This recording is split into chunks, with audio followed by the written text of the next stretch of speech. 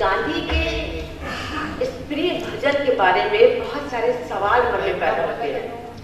वैष्णवजन तेने कहिए, वैष्णवजन कौन है, ये भी लड़ाई है। गांधी महान है कि गोडसे महान है, ये भी लड़ाई है। गांधी की विचारधारा कहाँ है, ये भी सोचने का विषय है। हम किसके साथ हैं, ये भी सोचने का विषय है। तमाम सारे विषय गांधी के प्रति के 150 साल तक जीवित है। आज तक हम लोग, गांधी हमारे लिए एक ऐसा नाम है जो मुझे लगता है कि आगामी 150 वर्षों तक रहेगा। हम जब भी कभी वर्ग संघर्ष की, जाति भेद की, धर्म की, किसी की बात पे हिंसा करेंगे, हम जब आपस में लड़ने आएंगे तो गांधी याद आएगा, केवल भारत में नहीं पूरे विश्व में। इस विषय पे बात करने के लिए हमारे पास बड़े अच्छे विचारशील लोग, विद्वान उपस्थित हैं। हम चाहते हैं कि इसके ऊपर बात की जाए। गांधी से कौन डरता है, कोई डरता भी है कि नहीं, ये बातचीत करने के बाद पता लगेगा। मैं आमंत्रित करती हूँ परमश्री श्री लीलाधर जगुड़ी जी को, और इस सत्र का संचालन करेंगे श्री प्रेम प्रकाश जी।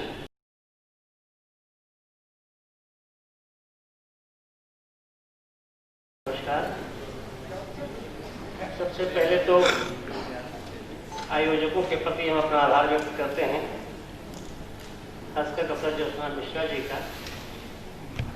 ये बड़ा सुखद संयोग है जब चिकित्सक साहित्यकार भी होता है। डॉक्टर साहब के मन में खुद भी ये द्वंद्व रहता है। वो कहती हैं अक्सर कि पता नहीं मैं कैसी कविता लिखती हूँ। हाँ, ये तो बहुत जरूरी। लेकिन वो कैसी कविता लिखती हैं, बस गैप छोड़ के बाकी इसके लिए तो बीच में आ जाएंगे। हमारे सामने एक मात्र नजीर हम मानते हैं, उनकी जो कविता है बड़ी चर्चित कविता और अजीब है, जिसकी ख्याति देश के सीमाओं के पार भी गई और हद तो तब हो गई जब वो देश के बड़े बड़े लोगों के नाम से चलने लगे सोशल मीडिया पे।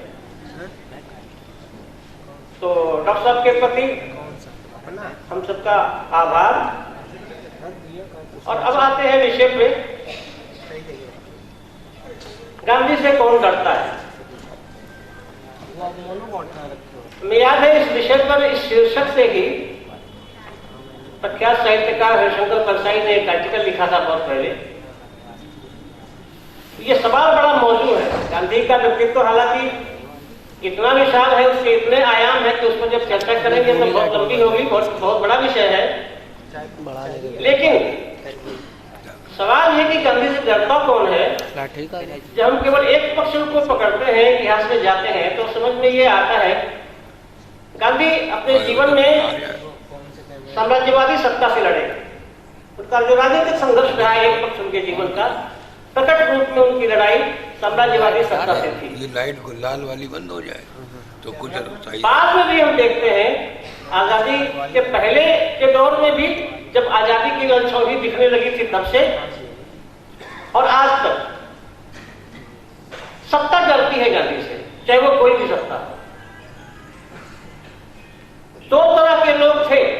एक वो लोग थे जो टू नेशन थ्योरी की वकालत करना शुरू कर रहे थे आजादी के पहले से। इसलिए सबसे पहला प्रस्ताव टू नेशन थ्योरी का हिंदू महासभा से आया था, दूसरा प्रस्ताव मुस्लिम लीग से आया था। और विडंबना देखिए कि ये दोनों मिलकर सरकार चला रहे थे और ये दोनों मिलकर अंग्रेजों के साथ भारत छोड़ो आंदोलन को चलने की तैयारी कर रहे थे।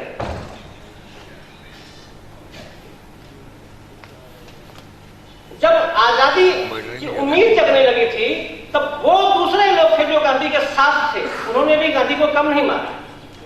शरीर की हत्या जिन्होंने की उन्होंने तो मारा ही, जो उनके साथ थे जिन्होंने गांधी को फिर मूर्ति बना के रख दिया, जिन्होंने गांधी की तस्वीरें कार्यालयों में टांग के रख दिया, जिन्होंने उनको अदालतों की दीवारों पर टांग के रख दिया, नोटों पे छाप के रख दिया, उनको मूर्तियां बना के रख दिया जिन्होंने, उन्होंने भी गांधी को कम नहीं मारा उनके वैचारिक रूप से। और वो यात्रा पहुंची कहां तक है, उसके लिए मैं आपको दो एक खबर ऐसी है, मैं बता देता हूं। एक तो आपने सुना होगा गांधी स्मृति दर्शन समिति दिल्ली से गांधी की कुछ ऐतिहासिक तस्वीरें हटा दी गई। अभी बड़ी चर्चित खबर थी जिसमें तुषार गांधी ने विरोध रही थी उसका बड़ा सदा सा एक जवाब आया कि डिजिटल फॉर्म में रखा जा रहा है, इसलिए तस्वीरों को हटा दिया गया। दूसरी खबर मैं एक बताता हूं जो शायद आपको पता नहीं होगी। गांधी के चलाए हुए 2 आश्रम आज भी हैं भारत में, एक साबरमती आश्रम और दूसरा सेवाग्राम आश्रम। साबरमती आश्रम की स्थिति यह है कि पिछले दिनों महादेव भाई जो थे गांधी जी के सचिव, उनके पोते हैं नचिकेता देसाई, एक दिन वह एक प्ले कार्ड के साथ साबरमती आश्रम पहुंचे और गांधी की तस्वीर के नीचे बैठ के प्रार्थना करनी चाहिए। आश्रम के लोगों ने उनको आश्रम से निकाल के बाहर कर दिया और यह कहा कि यह आपके लिए उचित स्थान नहीं है, अब इसमें सरकार की अनुमति लेनी पड़ती है यहां प्रवेश करने के लिए भी, और वह पूरी आश्रम टेरिटरी उसका विकास करने के लिए पूरा एक खाका बन चुका है। आपने शायद सुना भी हो कि उसका उस पूरी एरिया का विकास किया जाएगा, वो विकास का शिकार होने जा रहा है। दूसरी खबर है सेवाग्राम आश्रम के बारे में। सेवाग्राम आश्रम आप में से जो भी गए होंगे देखा होगा, वो आज भी मिट्टी की कुटियों का बना हुआ एक पूरा परिसर है। जब गांधी जी थे तब भी और आज तक जो भी वहां गए हैं, देश दुनिया के बड़े बड़े नेता, बड़े बड़े राष्ट्राध्यक्ष, बड़े पत्रकार, बड़े साहित्यकार, जो भी गया है उस मिट्टी की कुटिया में बहुत छोटी दीवारें हैं उसकी, और बहुत छोटी सी जगह में गांधी जी जहां बैठा करते थे, वहां लोग जूता चप्पल बाहर निकाल के और पूरे श्रद्धा भाव से अंदर जाते हैं, उस जगह को देखते हैं, वापस आते हैं। गांधी के जीवन काल में जो लोग जाते थे वहां, वो वहीं पे जमीन पे चुनी गांधी जी बैठते थे, वहीं बैठ के उनसे चर्चा करते थे। पिछली जुलाई में भारत के राष्ट्रपति का कार्यक्रम हुआ सेवाग्राम आश्रम में, और बड़े दुख का विषय है, मैं ज्यादा उसमें और कुछ नहीं कहना चाहूंगा, सिर्फ इतना बताना चाहता हूं कि राष्ट्रपति भवन से जो आश्रम की संचालन समिति का पत्र व्यवहार हुआ, उसमें मांग की गई कि राष्ट्रपति के लिए बापू कुटी के अंदर एक कुर्सी रखी ही जाएगी। जब इसका आश्रम संचालन समिति ने विरोध किया तो कहा गया कि वहां अगर कुर्सी नहीं रखी जा सकती तो कुर्सी का कुछ विकल्प तो रखना पड़ेगा। प्रेशर इतना ज्यादा था कि वो किसी पेड़ का तना काट के स्टूल नुमा बना के वहां रखा गया। दूसरी बात हुई जब कहा गया कि आश्रम के बापू कुटी के परिसर में कम से कम उस कुटी के अंदर जूता पहन के नहीं जा सकते, राष्ट्रपति भवन ने विकल्प सुझाया कि तब हवाई चप्पल पहन के जाएंगे। नई चप्पल खरीद के राष्ट्रपति भवन में फोटो मंगाई, उसे वहां से पास किया गया और फिर उस चप्पल के साथ राष्ट्रपति अंदर गए। तीसरा विरोध था कि सशस्त्र लोग आश्रम परिसर में प्रवेश नहीं करेंगे। खैर वह बात राष्ट्रपति ने मान ली राष्ट्रपति भवन में, और राष्ट्रपति अपने अकेले ही आए, अपने दल के साथ सशस्त्र लोगों को बाहर छोड़कर ही अंदर आए। लेकिन इस घटना ने बहुत अंदर तक दुखित किया, पीड़ित हैं लोग, वहां सेवाग्राम के लोग भी और हम सब लोग जो संचालन समिति से जुड़े हुए हैं। तो ये यहां तक पहुंच रहा है, उसको रौंदने का, उस विचार को, उस आस्था को और उस विरासत को। ये बताने के, ये इतनी बातें कहने के बाद मैं चाहता हूं कि विषय के मूल पर लौटें और विद्वानों को सुने। बातें तो बहुत सारी हैं, तो इस विषय पे अपनी बात रखने के लिए हम सबसे पहले आमंत्रित कर रहे हैं नासिक से आए हमारे साथी श्री पराग मांगरे को। पराग। और मंच के सम्मुख विराजमान सभी विद्वानों को मेरा प्रणाम। बहुत ही दिग्गज लोगों के बीच में मुझे बोलने का मौका मिल रहा है, उसके लिए मैं आभारी हूं आयोजकों का। गांधी बहुत बड़ा विषय है और निश्चित रूप से सिर्फ एक परिचर्चा या संवाद में समाने जितना तो नहीं है। ये आज जो समय है, आज जो परिस्थितियां हैं, उसमें निरंतर गांधी के बारे में, गांधी के विचारों के बारे में निरंतर सोचने, चिंतन, मनन और चर्चा की जरूरत है। गांधी से कौन डरता है, सुंदर विषय है। इस सवाल को दो नजरियों से देखा जा सकता है।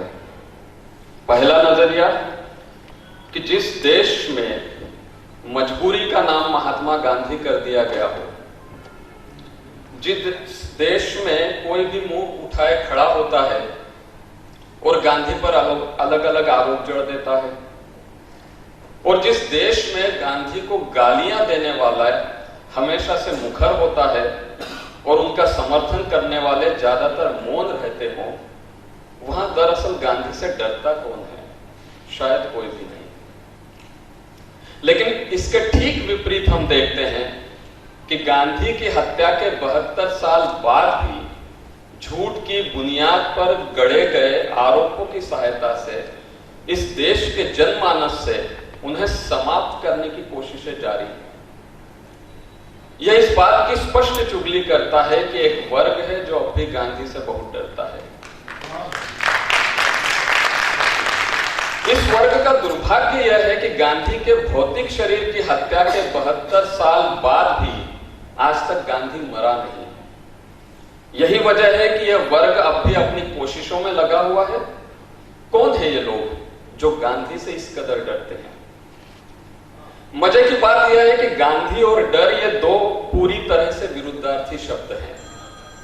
इस देश के सामाजिक और राजनीतिक जीवन में को एक नैतिक सूत्र से बांधने की कोशिश में गांधी ने जिन एकादश व्रतों का प्रतिपादन किया था, उनमें से अधिकांश तो सदियों से इस देश के आध्यात्मिक और नैतिक संस्कृति और परंपरा का हिस्सा थे। गांधी ने जो कालानुरूप उसमें नए व्रत जोड़े, उनमें से एक व्रत था सर्वत्र भय वर्जनम, यानी किसी भी परिस्थिति में किसी भी व्यक्ति से भयभीत न होना। इस सर्वत्र भय वर्जनम का एक गहरा पहलू यह भी था कि जिस तरह से आप किसी से ना डरे, वैसे ही किसी को आपसे भी भयभीत नहीं होना चाहिए। आपका व्यक्तित्व, आपका बर्ताव, आपका व्यवहार इस तरह का होना चाहिए कि किसी को भी आपसे भय ना हो। अपनी तमाम ईमानदार कोशिशों के बावजूद सच यह है कि गांधी के जीवन काल में ही ना सिर्फ वह अंग्रेजी सत्ता उनसे डरती थी जिसके साम्राज्य का सूर्य कभी अस्त नहीं होता था, वरन इस देश के कुछ वर्ग या समुदाय भी उनसे भय खाते थे। उनका यह भय अक्सर गांधी के प्रति घृणा और बैर के रूप में अभिव्यक्त होता था। Offence is the best defence के इस मुहावरे के अनुसार वे लगातार गांधी का आक्रामक विरोध भी करते रहते थे। मजे की बात यह भी है कि गांधी का जीवन एक खुली किताब था। उनके विचार, उनकी मान्यताएं और उनका आचरण इतना अविरोधी था कि यह गांधी कह सकते थे कि मेरा जीवन ही मेरा संदेश है। गांधी के पास छुपाने के लिए कुछ था नहीं और छुपाना उनके सिद्धांतों में कहीं बैठता भी नहीं था। इसके बावजूद गांधी के जीवन, कार्य, विचार प्रणाली और तमाम पहलुओं पर पिछले 72 सालों में बेशुमार विचार विमर्श हुआ है। और अगर हम एक कब से गांधी पे लिखा जाना शुरू हुआ है तो करीब 100 साल की अवधि में गांधी पे जितना लिखा गया है उतना इतनी कम अवधि में विश्व इतिहास के किसी दूसरे व्यक्ति पर शायद ही लिखा गया हो। और कमाल यह है कि इसके बावजूद गांधी को लेकर जो भय उनके जीवन काल में कुछ व्यक्तियों या समूहों में था, वह मानो वंशानुगत रूप से उनकी नई पीढ़ी तक चला आया है। यहां हमें यह समझ लेना भी जरूरी है कि यह डर जो इन लोगों के भीतर है, यह गांधी व्यक्ति से नहीं है, क्योंकि गांधी व्यक्ति को तो उन्होंने या उनमें से किसी एक समूह के प्रतिनिधियों ने 72 साल पहले ही खत्म कर दिया था। दरअसल यह डर गांधी विचार से है और उनका दुर्भाग्य यह है कि गांधी विचार किसी रक्त बीज की तरह से है। जितना उसे खत्म करने की कोशिश की जा रही है वह उतना उतना फैलता जा रहा है, और यह फैलता इसलिए जा रहा है कि उस विचार की उपयोगिता कालातीत है। कालानुरूप संज्ञाएं भी बदलती हैं और संदर्भ भी। संघर्ष इस संसार के अस्तित्व का मूल तत्व है। कभी यह संघर्ष सत्य और असत्य के बीच था, कभी यह धर्म और अधर्म के बीच था, कभी यह शुभ और अशुभ के बीच था। वर्तमान युग का संघर्ष समग्रता और क्षुद्रता के बीच का संघर्ष है। हम गौर से देखेंगे तो पाएंगे कि न केवल अपने जीवन काल में बल्कि अपनी मृत्यु के 72 वर्ष बाद भी गांधी समग्रता के प्रतीक हैं और उनके विरोधी क्षुद्रता के।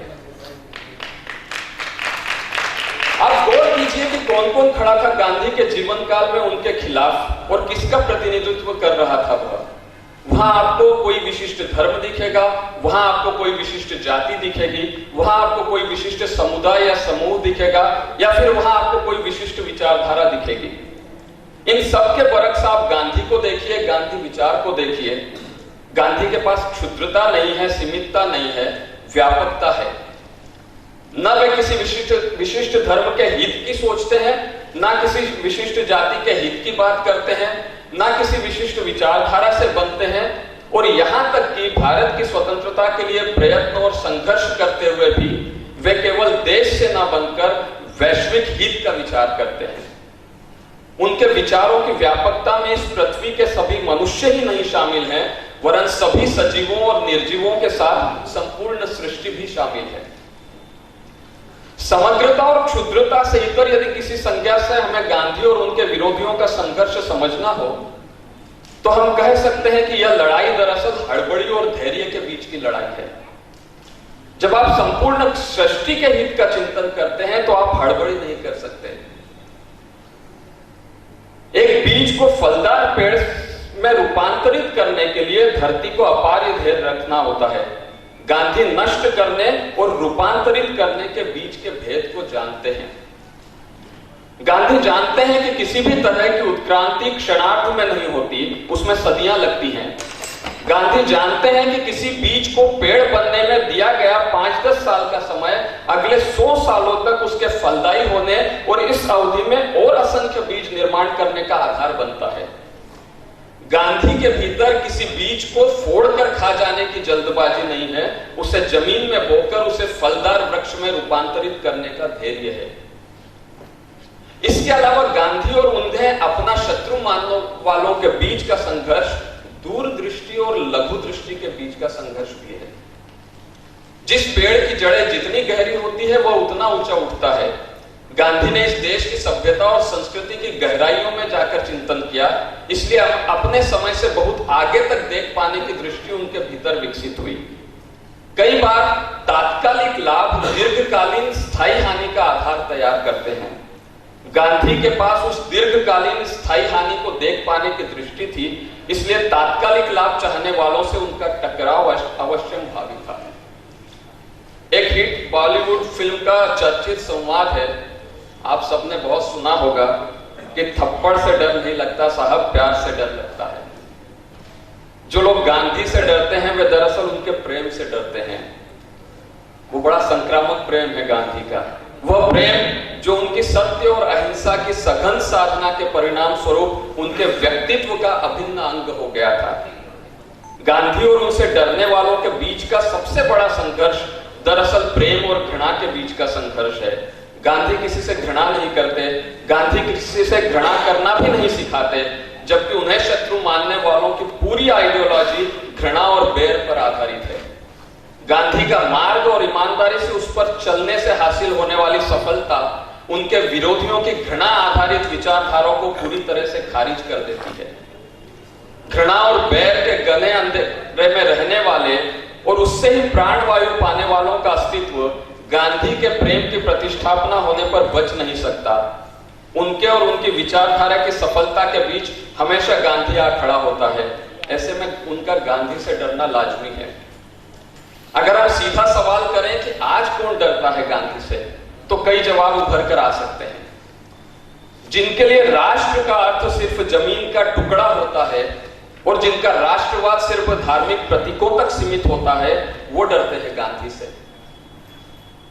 जो राजनीतिक सत्ता पर धर्म की नैतिकता के अंकुश की जगह धर्म की सहायता से राजनीतिक सत्ता को हासिल करना चाहते हैं और धार्मिक विद्वेष पैदा कर उस सत्ता को टिकाए रखना चाहते हैं, वो डरते हैं गांधी से। जिन्होंने राजनीति को सेवा की जगह भ्रष्टाचार का माध्यम बना दिया है, वे डरते हैं गांधी से। जो जाति प्रथा के पूरी तरह से खात्मे की जगह निहित स्वार्थों के लिए जातिगत पहचान को बरकरार रखना चाहते हैं, वो डरते हैं गांधी से। जिनके लिए गो संरक्षण का मतलब गो सेवा न होकर दूसरे पर अपनी धार्मिक आस्थाएं लादने तक सीमित रहता है, और जिनके लिए गो हत्या महज अपने धार्मिक द्वेष की अभिव्यक्ति के लिए जरूरी होता है, वे डरते हैं गांधी से। मशीनों के विकास को मनुष्यों का विनाश बना देने वाले डरते हैं गांधी से। महज मुनाफाखोरी के लिए प्राकृतिक संसाधनों का अपरिमित दोहन करने वाले, पर्यावरण का नाश करने वाले, अपनी जरूरत से कई गुना ज्यादा संग्रह करने वाले और किसी भी आधार पर समाज के कमजोर, गरीब और जरूरतमंद वर्ग का शोषण करने वाले डरते हैं गांधी से। ये सारे लोग इसलिए डरते हैं गांधी से क्योंकि उनके स्वार्थों और नापाकीतों की राह में रोड़ा बनकर किसी न किसी रूप में गांधी हर बार आके खड़ा हो जाता है। हो गया, होता रहेगा। चल रहा है। गांधी मुक्त चेतना के प्रतिनिधि हैं, ऐसे मुक्त चेतना के प्रतिनिधि जो धर्म, जाति, वर्ग और देश की सीमाओं में बंध नहीं सकती, जो सर्वव्यापी है, सर्वसमावेशी है। इसलिए जिसे किसी भी आधार पर कोई बाड़ा तैयार करना है, कोई दुकान खड़ी करनी है, उसे गांधी से डर लगता है। गांधी से डर इसलिए लगता है कि गांधी विचार बहुत सरल शब्दों में उनकी तमाम बाड़ाबंदियों को, तमाम दुकानों को ध्वस्त कर देता है। वो गांधी से, उनके विचारों से इसलिए भी डरते हैं कि जो भी बिना किसी पूर्वग्रह के गांधी को और गांधी विचारों को जानने की कोशिश करता है, वह गांधी का होकर रह जाता है। इतना संक्रामक व्यक्ति नजदीकी इतिहास में तो कोई दूसरा नहीं हुआ। और जो गांधी से डरते थे, उनकी लघु दृष्टि इसी बात से स्पष्ट होती है कि उन्हें लगा कि गांधी को मार देने से उनका काम बन जाएगा। 72 साल पहले इसलिए उन्होंने गांधी व्यक्ति को मार दिया, मगर उनका दुर्भाग्य यह है कि गांधी व्यक्ति के मरने से भी गांधी विचार नहीं मरता, बल्कि देह की सीमा से मुक्त होने के बाद यह विचार हवाओं की तरह दसों दिशाओं में फैलता गया, फैलता जा रहा है। आज पूरी दुनिया जो है, आज एक ही मार्ग उनको लग रहा है कि अगर इस सृष्टि को विनाश से, मैं किसी देश, धर्म, जाति की बात नहीं कर रहा, अगर सृष्टि को किसी विनाश से अगर बचाने का कोई मार्ग है तो वो गांधी का मार्ग है। ये सारी दुनिया, इस देश में कुछ वर्ग को छोड़कर सारी दुनिया ये स्वीकार करती है। और सच तो यह है कि इस विचार से गांधी नाम भी हटा दिया जाए तो भी कोई फर्क नहीं पड़ने वाला है, क्योंकि यह विचार जितना चिर पुरातन है उतना ही नित नवीन भी है। यही कारण है कि 72 साल बाद भी गांधी को लेकर जो डर था वो खत्म नहीं हुआ, और अपनी लघु दृष्टि के चलते वे सारे लोग इस बात से अनजान हैं कि उनका यह जो डर है यह कभी खत्म भी नहीं होने वाला है। और बात सिर्फ उनकी ही तो नहीं है, सच तो यह है कि हम सब गांधी से डरते हैं। गांधी से ज्यादा आधुनिक समय में किसी और व्यक्ति ने भारत की आत्मा का इतना स्पष्ट मनन, चिंतन और दर्शन नहीं किया। गांधी का जीवन और विचार एक आईने की तरह हर समय हमारे सामने है, जिसमें हमें अपना असली चेहरा साफ साफ दिखाई देता है। गांधी हमारी अंतरात्मा की तरह है। हम चाहे जितने तमाशे कर लें, मगर अपनी अंतरात्मा के सामने हमारा झूठ चलता नहीं है। जब तक अपनी अंतरात्मा का सामना करने से हम डरते रहेंगे, तब तक हम सब गांधी से भी डरते रहेंगे। धन्यवाद। हमने सुना, बहुत गंभीर चिंतन होगा, बहुत सुंदर विश्लेषण किया उन्होंने। मेरा ध्यान जा रहा था कि अभी देश को क्रोनोलॉजी समझाई जा रही है। उस क्रोनोलॉजी को समझाने का एक फायदा ये हुआ है कि देश ने संविधान की किताब हाथ में उठा ली है। मेरा ध्यान अपनी एक क्रोनोलॉजी पे जा रहा था। हम लोग लाजपत भवन में बैठे हैं। लाला लाजपत राय हिंदू महासभा के आदमी थे, हिंदू महासभा के नेता थे।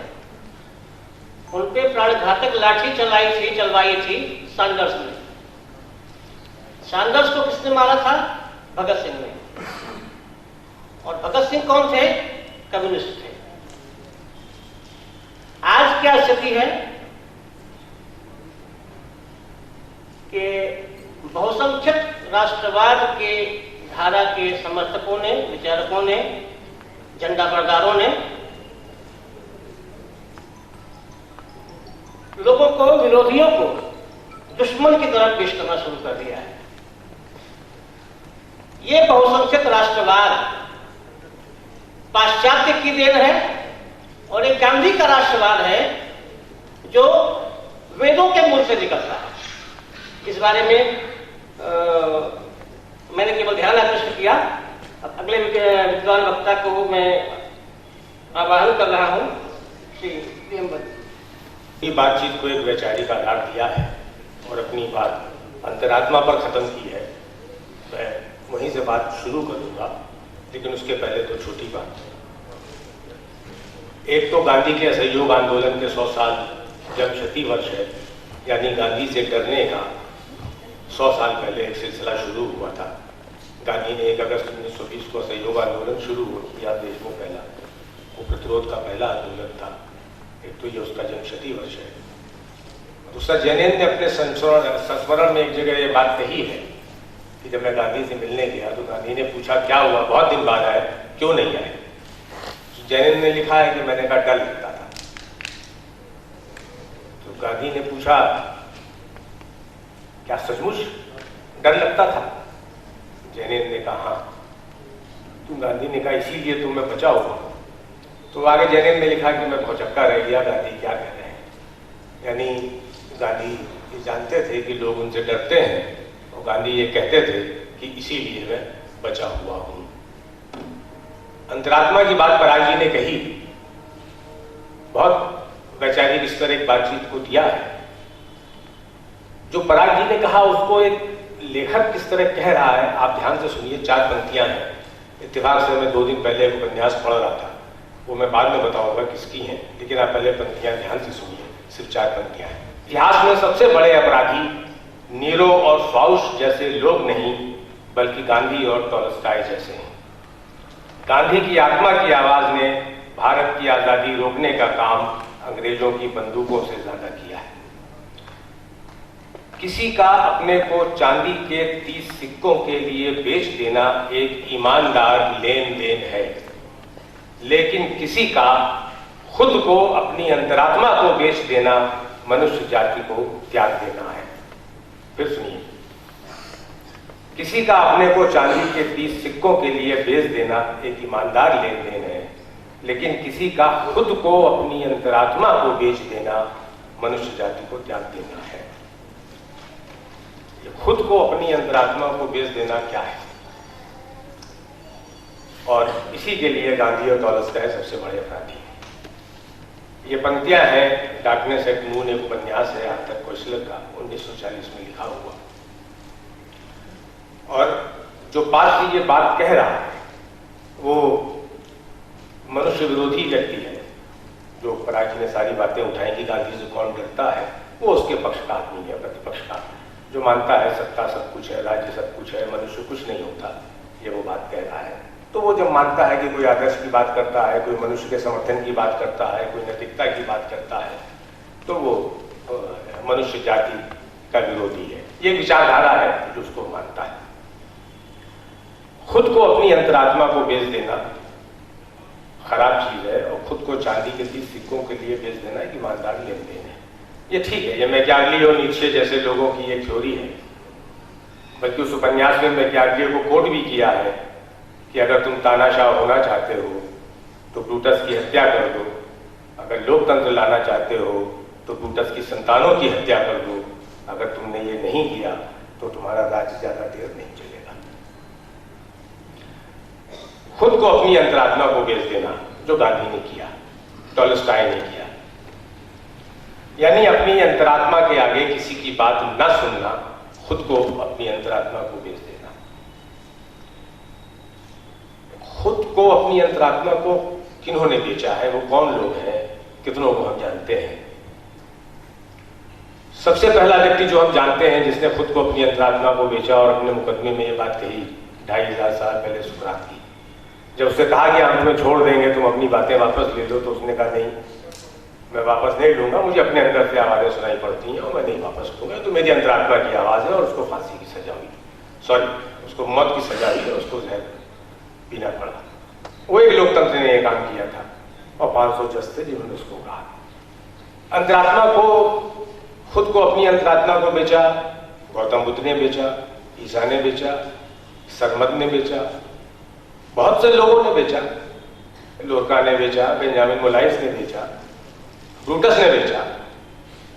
जो अपनी अंतरात्मा से काम करता है वो हमेशा मनुष्य के पक्ष में खड़ा होता है, और जो कहता है कि अंतरात्मा को बेच देना, मनुष्य जाति को त्याग देना है, जो उसका दूसरा पक्ष है, जो उसका विपक्ष है, वो इसके विपरीत बात करता है। खुद को, अपनी अंतरात्मा को गांधी ने बेचा। असल में गांधी के साथ एक बड़ी समस्या ये है कि गांधी पर आप किसी भी समय कहीं से भी दोनों पक्षों पर बात कर सकते हैं, लेकिन गांधी बार बार अपनी अंतरात्मा की बात करते हैं। जब भी कुछ होता है मेरे अंतरात्मा से आवाज आती है, वो कहते हैं मैं अपनी आत्मा की आवाज सुनता हूँ। जो नौबार भी कहती थी मैं अपनी अंतरात्मा की आवाज सुनती हूँ। आप सब बहुत से डॉक्टर बैठे हैं, मेडिकल टर्मिनोलॉजी में इसको एक शायद विक्षिप्तता का भी रोग समझा जाता है, अपनी अंतरात्मा की आवाज सुनना। तो ये एक बुनियादी बात है जिस बात को पराग जी ने भी उठाया कि कैसा जीवन जिया जाए, किसको बात मानी जाए। तो जिन्होंने अपने को 30 सिक्कों के बदले बेच दिया, वो उनसे डरते हैं जिन्होंने अपने आप को, अपनी अंतरात्मा को बेच दिया। ये सीधा सा एक समीकरण है। खुद को 30 सिक्कों के लिए बेच देना, बहुत लोग हैं जिनको रोज अपनी जिंदगी में देखते हैं। किसी ने रुपए के लिए बेच दिया, किसी ने सत्ता के लिए बेच दिया, किसी ने प्रेम के लिए बेच दिया, किसी ने संबंध के लिए बेच दिया, किसी के लिए भी बेच दिया। लेकिन खुद को, अपनी अंतरात्मा को बेच देने वाले हमें बहुत कम मिलते हैं। हम अपने चारों तरफ देखिए तो बहुत कम मिलते हैं, नहीं मिलते। शायद 2-4 आदमियों का नाम हो। तो ये एक सीधी लड़ाई है कि गांधी से कौन डरता है। गांधी से वो डरते हैं जिन्होंने 30 सिक्कों के लिए अपनी आत्मा को बेचा है। किस चीज के लिए बेचा? वो आप 30 सिक्के को रिप्लेस कर दीजिए, बहुत सी बातें कही गई, वो सब बेचे हुए अपनी आत्मा को बैठे हैं। किस चीज के लिए बेचे हैं वो एक अलग बात है। और खुद को, अपनी अंतरात्मा को जिसने बेचा है वो जल्दी नहीं दिखते। गांधी उस कैटेगरी में है, उसमें दिखते हैं, और वो सब उनसे डरते हैं। यही मेरी समझ में आता है कि गांधी से कौन डरता है। धन्यवाद। 1948 को गांधी जी की हत्या हुई थी। उसके पहले 13 जनवरी को उन्होंने अपना अंतिम उपवास रखा था। एक घटना सुना देता हूँ अभी। पिछले 13 जनवरी को लखनऊ में, लखनऊ यूनिवर्सिटी की वीसी रही प्रोफेसर रूपरेखा वर्मा, वो अपने कुछ साथियों के साथ गांधी की प्रतिमा पर गई थी उपवास करने। वो अंतिम उपवास को की स्मृति में एक उपवास कार्यक्रम रखा था।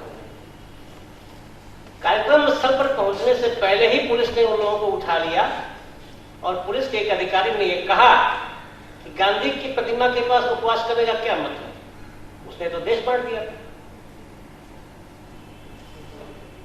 तो ये स्थिति है गांधी को मारने के बाद भी मारते रहने की जो लगातार कोशिशें हैं, और वो धीरे धीरे व्यापक हो रही हैं, व्याप्त हो रही हैं जन जन में।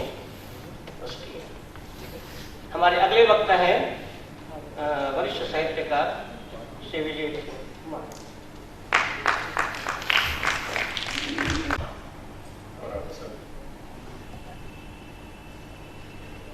मुझे कुछ और तरह से मैं सोचता हूँ, कहना चाहता हूँ।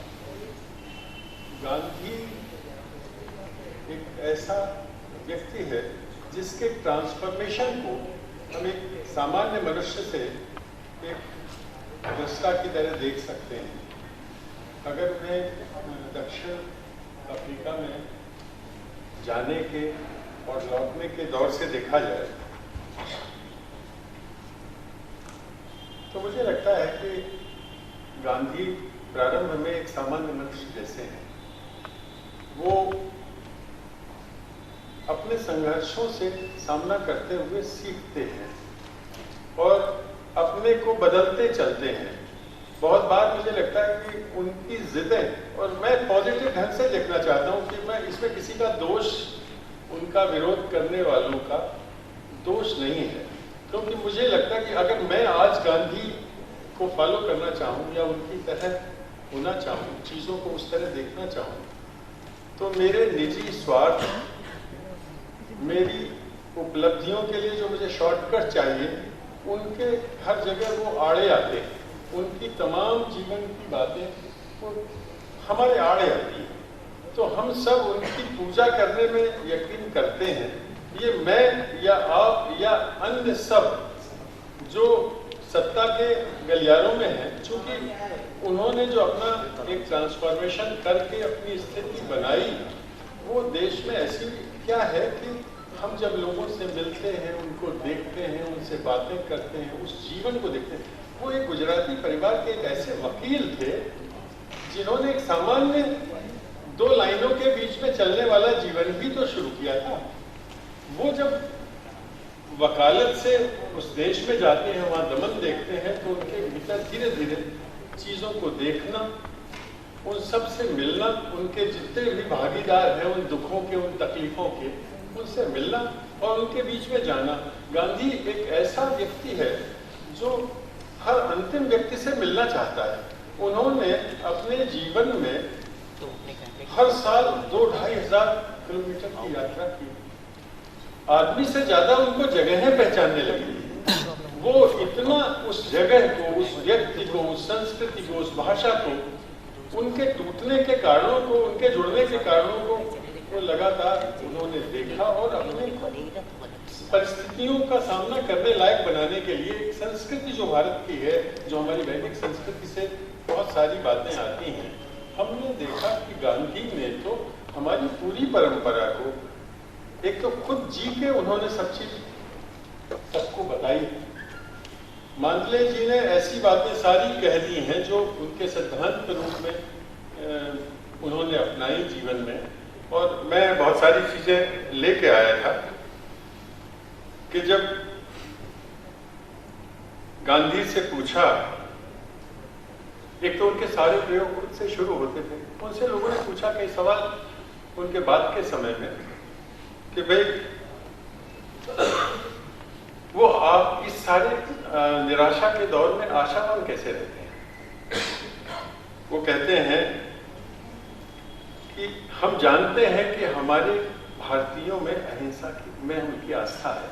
हर व्यक्ति अहिंसक है मूलतः, वो लड़ना झगड़ना ये सारी उसकी प्रवृत्ति में नहीं है, वो अपने रास्ते से जीना चाहता है। दूसरे, नाउम्मीदी किससे होती, कह रहे कि पढ़े लिखे लोगों में करुणा का अभाव है। पढ़े लिखे से सिर्फ पढ़ा लिखा नहीं है, जो आगे बढ़े हुए लोग हैं, जिनके पास समृद्धि है, बहुत सारे ऐसे लोग हैं जिनके पास शक्ति है, उनमें करुणा का अभाव है।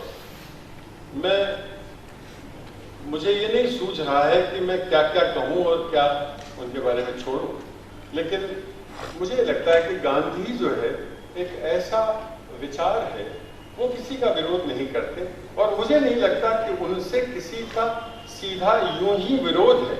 मुझे लगता है अपनी अपनी सुविधा से लोग उन्हें छोड़ते हैं, उनके खिलाफ बोलते हैं।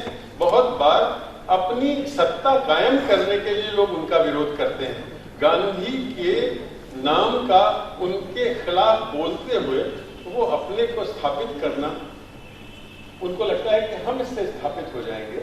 और दूसरा ये है कि गांधी जब हमारे जीवन में जो राजनीतिक सत्ता है उसके खिलाफ, जब हम कोई राजनीतिक सत्ता ये चाहती है कि हम बहुत सारी सत्ता कैसे हासिल करते रहें, तो उन तमाम मूल बातों पर ध्यान दिए बगैर वो आगे बढ़ते हैं और उसे छोड़ते चले जाते हैं। हम जिन लोगों ने गांधी के सारे पीछे पीछे थे, आज़ादी की लड़ाई में जो लोग साथ थे उनके, उन सब ने भी तो यही किया। उन्होंने उनकी तस्वीरें टांगी, उन्हें एक पूजा का सामान बना के अलग रख दिया। हम उन्हें रोज देखते देखते इतना आम हो गया है कि गांधी को छोड़ते चलने में कोई बहुत असुविधा नहीं होता। दूसरे वो लोग हैं जो उनके बारे में नए नए बवंडर शुरू करते हैं। एक तीसरी स्थिति है कि हमारी जो सत्ता है वो उनको अपने महापुरुषों की जो शून्य है उनको भरने के लिए इस्तेमाल करते हैं।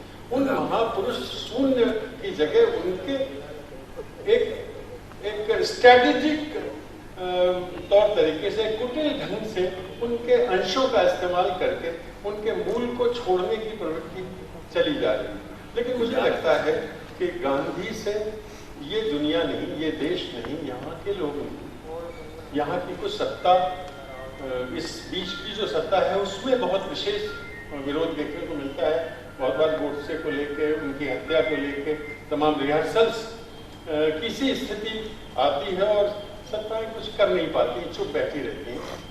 लेकिन मुझे ही लगता है कि अगर मंडेला का आप जीवन देखेंगे, आप मार्टिन लूथर किंग का देखेंगे, तो कैसे गांधी अपने सत्याग्रह के और निर्भय होने के मूल मंत्र के साथ वहां खड़े मिले हैं।